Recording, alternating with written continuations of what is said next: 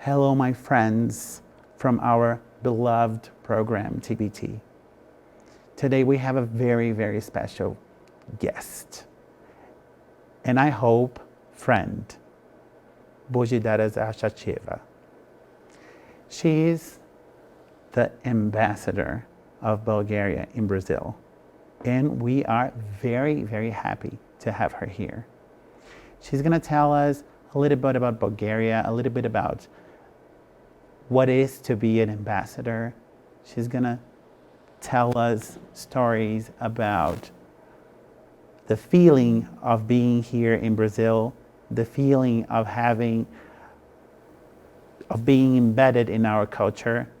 And it is with great pleasure that I introduce you to our new Bulgarian friend. Hello. Hello, nice to meet you. Nice meeting you. And nice to be there. So, this program is made our place from speechy, from talk. Our place is our home, which is our state in Brazil, Minas Gerais, right? Mm-hmm. So this is where we are now, and this is a cultural circle around here, and this theater is very important to us because it is part of our culture. And this is what we want to show to people. And it is with great pleasure that I introduce you to our hometown and to welcome you. Thank you. And I want you to feel very welcomed by our crew, by our beloved citizens. And we are very, we really would like to know a little bit more about who you really are and where you come from, in the sense of the feeling of being here as a representative of your country. So can you tell us a little bit about that? I will try. Tell me where your camera is here. Okay, thank you. First of all, I want to thank you to be your guest in your company, and to be guest in many homes of your friends on TV. Yes. And looking your television. And I want to say just that I'm glad to be in your country, and I have the feeling I'm always welcome, and the people are ready to help me in my plans to have a fruitful stay in Brazil, and to feel in my awaiting to be an ambassador of my country here in your country. Yes. My plans are to make Bulgaria more known between the people, and to do the same with the help of your embassy in Sofia, to make the same for your country to my country, because of the COVID, this terrible situation with planning trips somewhere. I often say that it's easier to get 20 years ago some kind of visa somewhere to go in Europe, mm-hmm. as to make a trip now. Because to make a trip somewhere, you need many things before your trip, to targets you've made for 18 months just like this, Yes. with nonsense things. COVID has a very big impact in tourism, in culture, and in every aspect of our lives, right? And first of all, my wish is to show the Bulgarian culture in your country, because we are not far away from each other. How so? There are many things you can meet here and to meet the same things in Bulgaria. Can you give me an example? Music, Oh, great. the way of feeling of music. I see the people in the stores, just they hear some kind of music or rhythms, they are in the dance. And the same is in Bulgaria. The people love music, love rhythms. The people love parties, of course, it's normally. And everything this gives me the feeling I'm home, some kind of home. Far away, but some kind. Because of music and because Not because of the music, because the music gives good feelings to the people. Mm-hmm. They're always, the most of the time, they're laughing. And the good feeling to make something good for people, they welcomes you. I cannot explain the feeling in me, but I'm feeling good. That's great. Meaning that we welcome you with our happiness and the way we are. Because I think Brazilian people, we are happy with what we are and what we believe, our hopes and dreams. And I think this is what makes you feel welcome, I guess, right? Yes. So, what do you think that is the most important thing that a Brazilian has to know about a Bulgarian? The Bulgarian are a great nation. The Bulgarian people are not, for them it's not enough just half something. Mm-hmm. They want the whole thing. The whole experience. The whole experience. And the Bulgarians are ready to wait much time for something they believe it. Oh, that's a very interesting thing. They are patient. They knows how long they can work for something small, but they want people. A person wants something. A person, it's okay for the person not to sleep, not to eat, to wait, to make a huge steps for something small. But when this thing comes, they're happy, and they feel that to wait is some kind of price to be good and to get what you want. Perseverance. Wow, that is amazing. Because I think, as a Brazilian, I think that is something that our country needs more inside ourselves. I think we are perseverant, but we are a little bit impatient sometimes, because we have waited so long for recognition, and I think that now we strive for having things done more rapidly. I think we want to see the results in our lives more and more rapidly. So I think this is something that the Bulgarian people and nation can teach us in this sense, to be patient and to learn how to wait. Yes, yes, yes. Because Bulgarian people, they know how to wait, right? They know it. They know it. Historically. I mean. Historically, they know it. They can it. That's wonderful. So tell me a little bit about how is to be an ambassador for you? How did it come to be in your life? Was it a dream from your childhood? Not really, because it's a logical way I was going to when you see my CVs, the last 25 years I'm worked in the Ministry of Foreign Affairs, and I went from the step 0 to step 100 as a director of One Direction in our ministry. And step by step I was everything, from 0 to the top.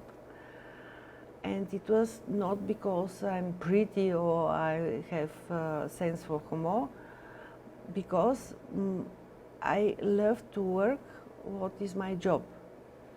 And it doesn't matter how many hours I can sleep or I cannot sleep. For me, it's important at the end of the day to know, yes, I have my schedule and everything is done. This is the really good day for me. You like to tick everything you... Yes, I like to do everything what I was supposed to do. And it was not really a dream of my childhood to be an ambassador, but it was a logical way to go in my career, because I went on this way from the 0 to the director, and after that it comes the way to be an ambassador too. And now actually I'm ambassador not only for Brazil, for Colombia and for Peru. Really? Also, yes. Oh my God. So 3 countries. 3 countries. It's a very big responsibility, right? Yes. But you feel that you are ready? I'm ready because it's something that I can imagine how to be if I'm somewhere on a bridge and to know to make the decision left or right. And I have the feeling I know where to go. It's not only to learn in the books, it's to have a feeling to do your job. So it's more a matter of feeling in your heart that you are able to do it, not really getting to know how to do it. It's exactly. a feeling. Exactly. And actually, I'm not the first ambassador in my family. Oh. My grandfather was was the first ambassador in London and Moscow. Wow. The first of the first. So it comes with a bloodline. Yes. Wow, that's incredible, actually. And that's why I have the feeling I must learn many things, but to know if it's right or wrong, it comes from inside. Mm-hmm. So you always trust yourself. Yes. First. Yes. And do you think that is there a decision that you think that you are going to be able to do soon, very, very soon, that is going to impact very much the relationship between your country and ours? You are speaking about politics. Yes. But for the moment, unfortunately, we do not have a government. And to make such a decision, I need to speak with the people in Bulgaria, with the government, for representative there to tell me how is the program of the government, what we expect for our country from other countries, which are our plans. Till we don't have a government, I can't answer your question. Because you don't have a government right now. Yes, we're waiting elections Right. of the president and for the government. Mm-hmm. Two decisions which don't give me a chance to give you an answer. Right. But do you have good feelings about the government to come in Bulgaria? Yes, we need it.